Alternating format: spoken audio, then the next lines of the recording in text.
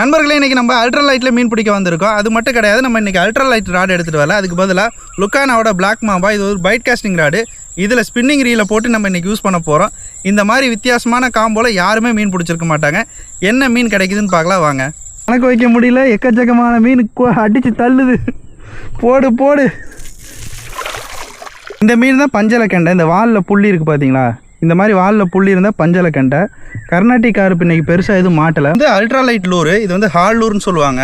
இந்த லூர்லேயும் மீன் பிடிக்கணும் அப்படின்னா இந்த லூரை பார்த்திங்கன்னா வேகமாக ரெட்ரீவ் பண்ணணும், இந்த லூரை பொறுமையாக ரெட்ரீவ் பண்ணணும். அப்படி பண்ணிங்கன்னா மட்டும்தான் ஆக்ஷன் கிடைக்கும். நீங்கள் எல்லா லூரையும் ஒரே வேகத்தில் ரெட்ரீவ் பண்ணிங்கன்னா கண்டிப்பாக ஆக்ஷன் கிடைக்காது. மீன் மாட்டுறது ரொம்ப கஷ்டம். அதை கவனமாக பார்த்துக்கோங்க. நான் கூட்டாம்புக்குள்ள தான் எடுத்து மீன் மாட்டுச்சு. இருக்கு